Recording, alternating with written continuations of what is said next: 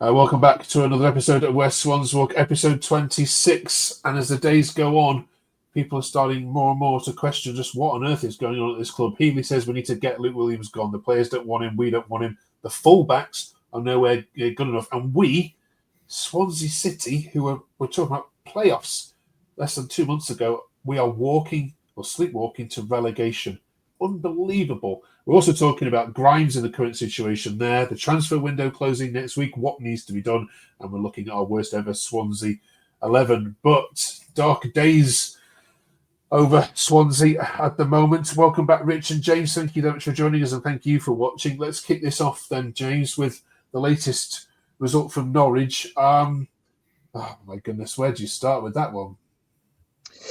Strange game again, and first half a little bit slow, a little bit sloppy, but I thought we were slightly the better side, and then the second half capitulation, as it always does, comes along. I do not know what Josh Key and Josh Tyman were doing. I don't know whether they were off answering the landline because they were nowhere to be seen in defence for the second half. Poor old Hannes Delacroix probably wanting to pack his bags and go back to Burnley after that. It was shocking. It was such a bad performance. And again, we talk about no one ever likes losing games, but the manner in which we lost it looked like all the fight just got drained out of us in that second half. It was awful viewing. Yeah, when you went to Hull away, we thought it was just a blip, that odd, dodgy away performance. Ever since you've had Hull away, we've had away game after away game after away game now of this kind of un-Swansea-like performance, Rich. So it's now becoming, the way that you play away. What's going on? It's the fight really that gets me. Like James said, did have better chances in the first half, looked a better team, and then don't know what happened half time. Again, they're starting slowly, and as if one thing goes wrong and it's just fallen apart. Confidence has gone completely with the players.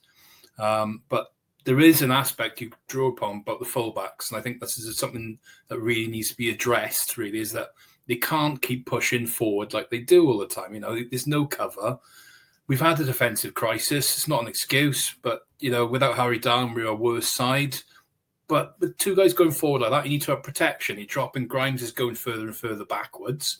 And obviously, he's effectively one of your more creative players in the side. I know some people think that the back and forth sideways passes, but from what you look at with the proper stats, you can see he's the second most dynamic player in the league for passing the final third. So something's going wrong here completely. So whether it's a case of investing in more players, different players, changing things around, something's got to change somewhere.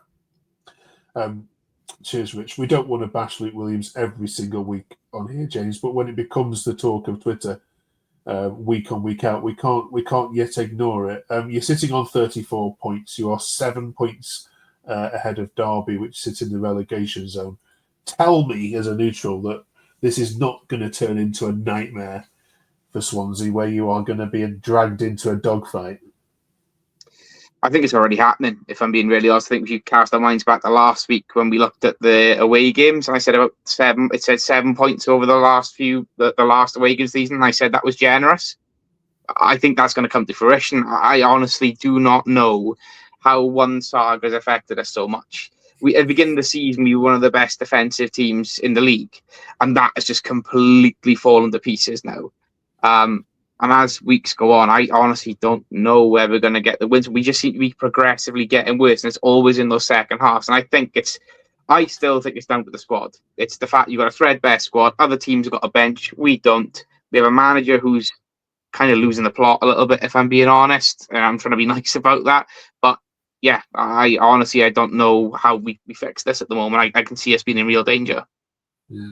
I mean, we spoke to our Sheffield United fans, Rich, and they actually were very, very complimentary about Swansea. The game that said without the red card, you probably would have got something out of that. But I mean, that's at home. We know at home you look pretty solid and look like a team that can beat anyone. But oh gosh, I just can't understand what's happened away from home.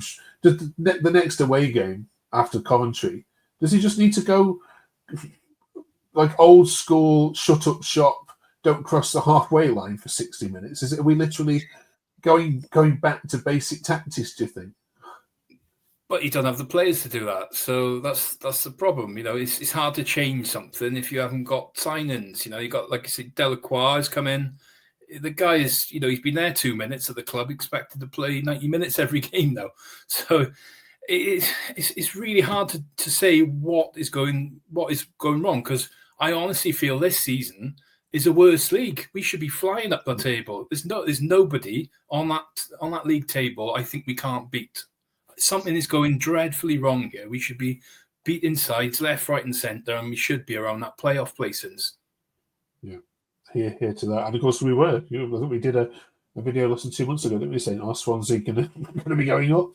And here we are now talking about relegation. How weird the season has gone for you guys.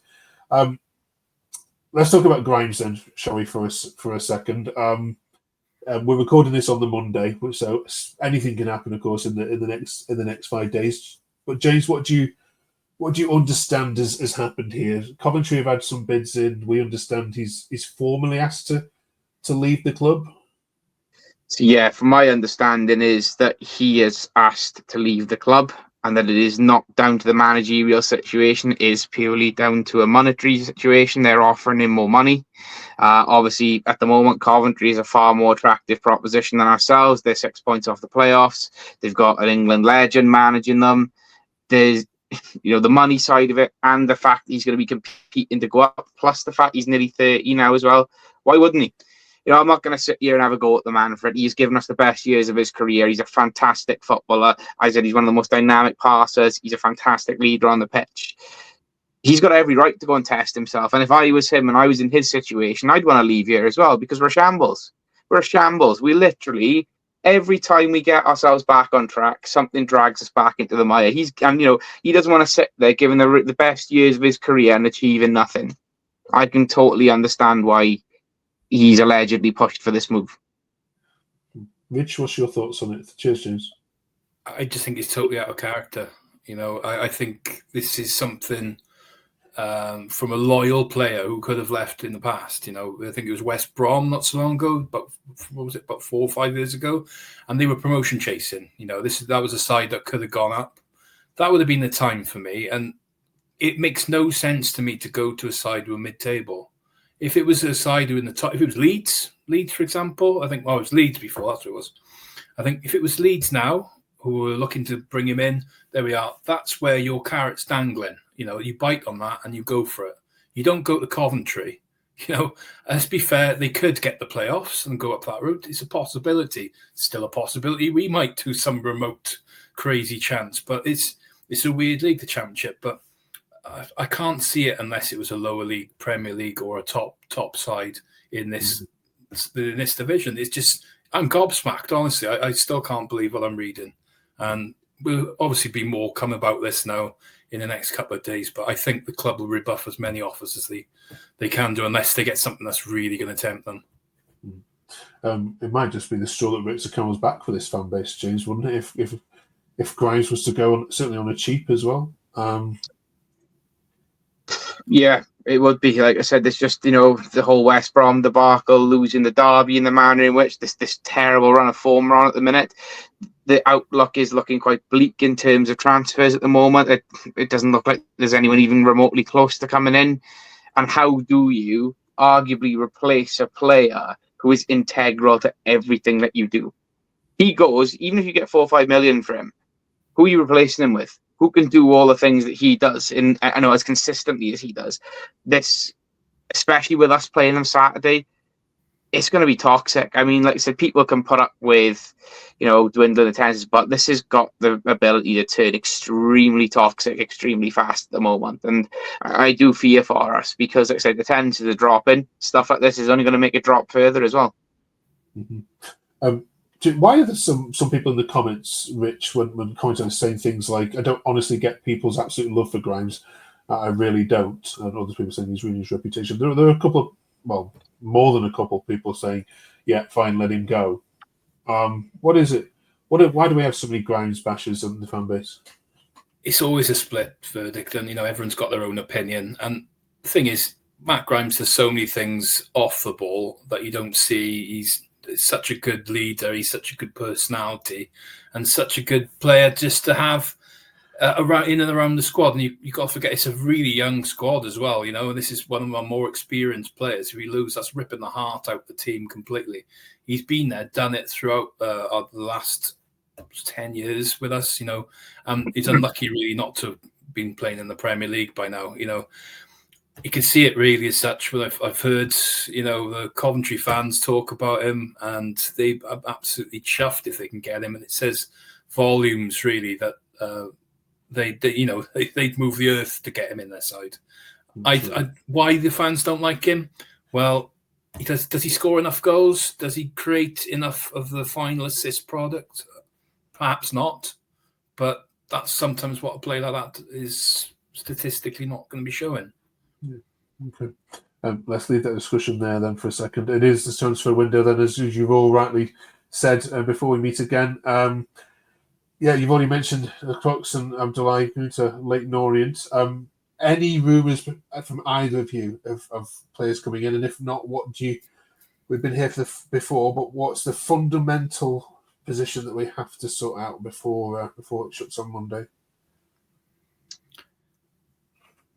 No rumours I'm aware of at the minute, but centre-back, centre midfield now, and I'd say either another wide player or another number 10, but with the way that we are at the moment, I can't see us getting even a fraction of that done. Yeah. Rich, anything on your radar? I think definitely you're going to want a couple of players if you can before the end of the window. Perhaps one more defensive player if possible, just to help out a bit more.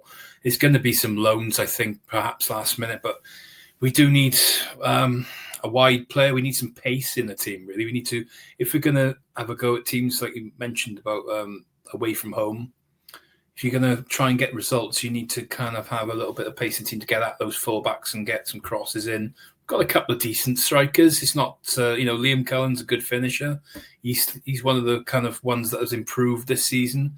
I think for Potnick looks okay. He just needs to be, he's crying out for some service. So be nice to see a couple of players come back, like Ollie Cooper back into the side for the second part of the season now, this last little run in.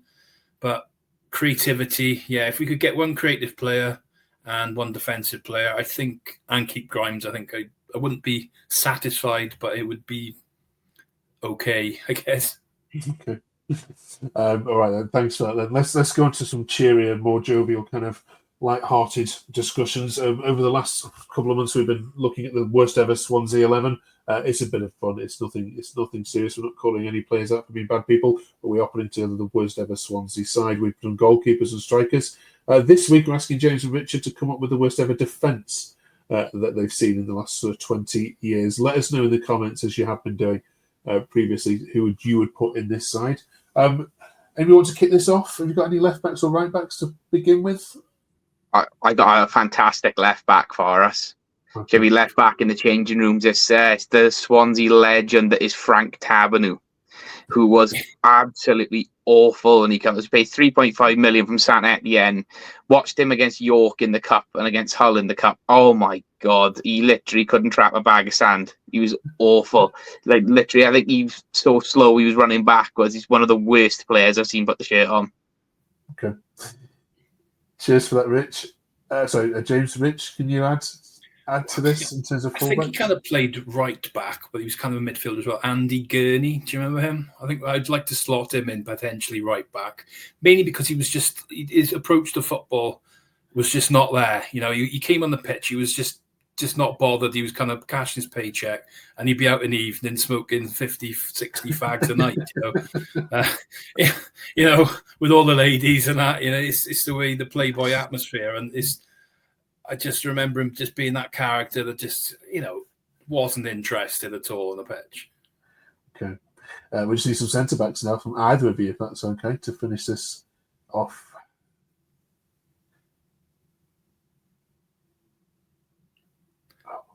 Lost connectivity. Sorry, that's me. I think I went then. Sorry. We need some centre backs from either of you to finish this off. It's a tough one, centre half. Yeah, we haven't had the worst ones over the years, have we? Probably this is a bit of a harsh one, but Finlay Burns, Finley Burns was here from Man City. I think he played like 2 or 3 games for us. I think it was just a case of it was too much too soon for him, but he looked absolutely terrified every time the ball came to him. Okay, shout. Rich, any from you? Yeah, I'm struggling with that. Centre halves have been decent over the years. We've been very lucky, really, that we've sort of got up and had a good few partnerships that have lasted long stays as well. Okay, we'll have to put this out to the viewers then. Yeah, Let us know of any bad Swansea City centre backs. Stoke City put Ashley Williams in there, worst ever side, which is scandalous. I'll tell you what, we're putting Stephen Colker because he was a bit of a scumbag in the end, really, wasn't he? So good shout. Yeah, good stuff. Brilliant. Right, fingers crossed. Then Grimes goes nowhere. Fingers crossed you beat Coventry and send them packing. And fingers crossed by the time we talk again, the transfer window will have deposited some decent players and we can get back on track. Swansea aren't going down as much as our Cardiff fans wanted to rejoice that they're only 2 points behind you or something like that now. It's not. Let's not even consider it. Thanks so much for watching. We'll see you in 7 days' time. Have a great week. Go and smash Coventry.